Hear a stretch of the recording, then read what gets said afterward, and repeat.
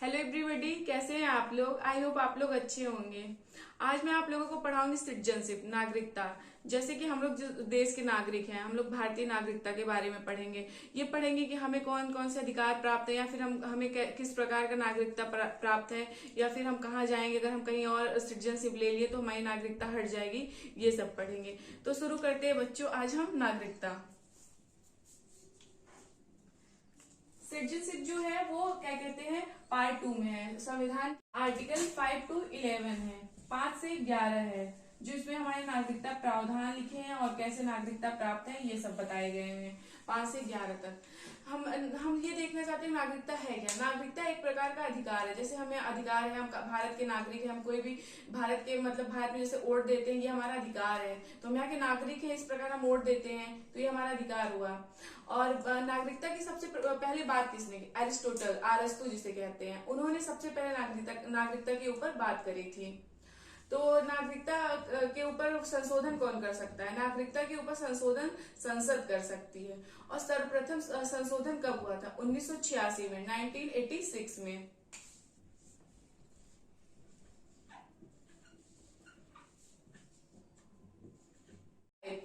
Article 5 में देखते हैं हम क्या कैसे हमें नागरिकता प्राप्त है। तो इसकी कुछ शर्तें हैं, जैसे कि बाय बर्थ, जन्म के आधार पे। जैसे हम लोगों को नागरिकता मिली, हम लोगों को यहाँ पे नागरिकता, जैसे हमारे मदर और फादर यहीं पे थे तो हमें नागरिकता मिल गई है। यहाँ से हमारी मतलब हमें नागरिकता लेनी नहीं पड़ी या फिर कुछ भी।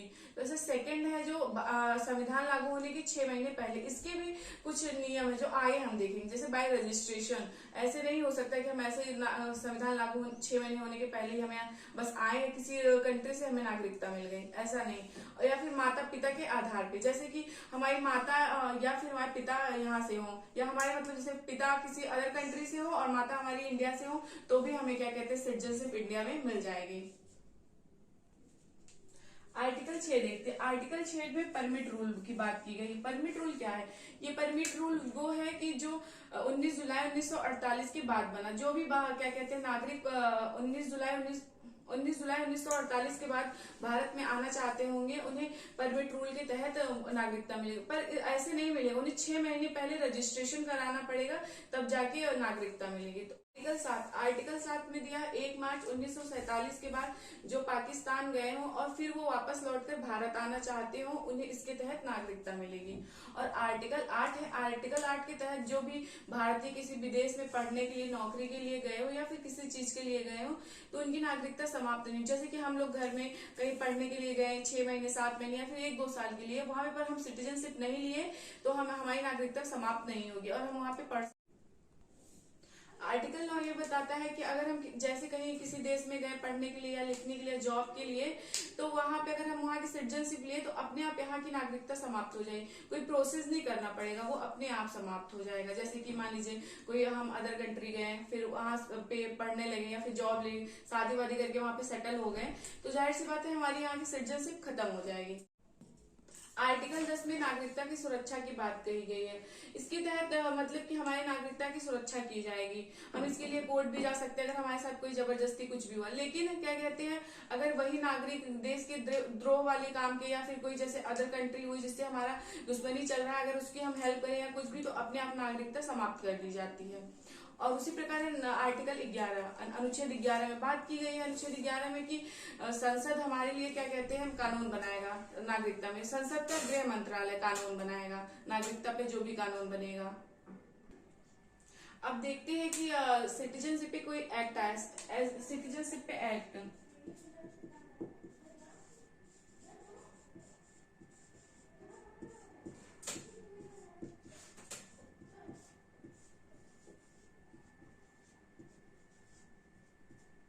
सिटीजनशिप पे एक्ट 1955 में, जिसके 5 बेस थे, 5 आधार थे।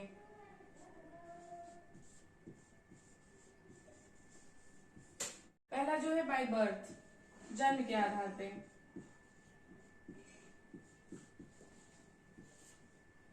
इसमें संशोधन 1986 में हुआ। माता पिता के मतलब कि अगर हमारे माता पिता भारतीय हो तो इसके आधार पे भी हमें सिटीजनशिप मिल सकता है।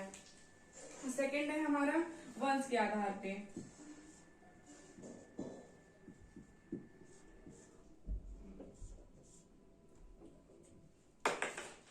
वंश के आधार जो था वो उसमें से पिता पिता अगर हमारे मतलब यहाँ के होंगे तभी हमें अधिकार मिलेगा। लेकिन 1992 में इसमें संशोधन हुआ, अगर माता या पिता में से कोई भी यहाँ पे हुआ मतलब यहाँ के हुए तो हमें यहाँ पे मिल जाएगा सिटीजनशिप।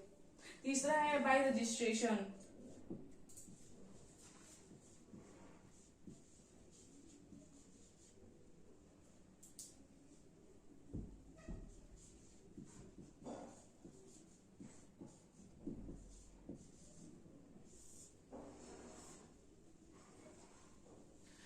इस पे बाय रजिस्ट्रेशन इसकी कुछ शर्तें हैं, जैसे कि कोई अदर कंट्री से इंडिया में आया, अचानक सिटीजनशिप लेना चाहता है तो उसको सिटीजनशिप नहीं मिलेगा। यहाँ पे उसको 7 साल तक कंटिन्यू रहना पड़ेगा और रजिस्ट्रेशन कराना पड़ेगा, तब जाके वो इंडिया का सिटीजनशिप बनेगा। अगला है 4 है देसीकरण।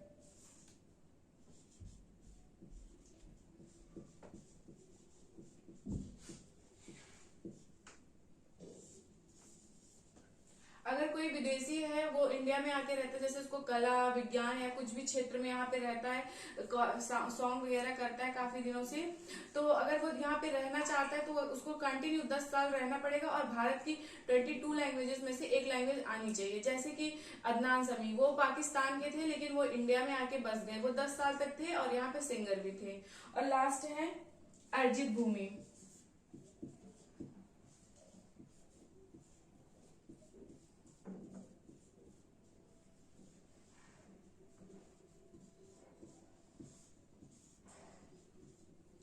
अर्जित भूमि से आशय है जैसे कि भारत जैसे किसी भी देश पे कब्जा कर लिया तो और वहां के जो लोग होंगे उनको नागरिकता भारतीय नागरिकता मिलेगी। जैसे कि सिक्किम को हम लोग 1975 में भारत में मिला लिए थे, सिक्किम के लोगों को हमने भारत की नागरिकता दी थी। बंद कर दो। भारत में जो सिटीजनशिप है वो ब्रिटेन से ली गई थी। अधिकांश जो भी हमारे मतलब प्रावधान है वो हम अदर कंट्री से लिए हुए हैं। तो इसी प्रकार सिटीजनशिप भी हम ब्रिटेन से लिए हुए हैं।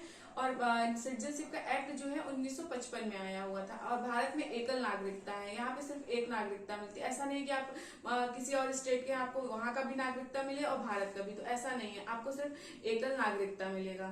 और इसमें इसकी 5 प्राप्ति के मतलब 5 तरह से प्राप्त कर सकते हैं, जो मैंने आपकी आगे की वीडियो में आपको बताया था।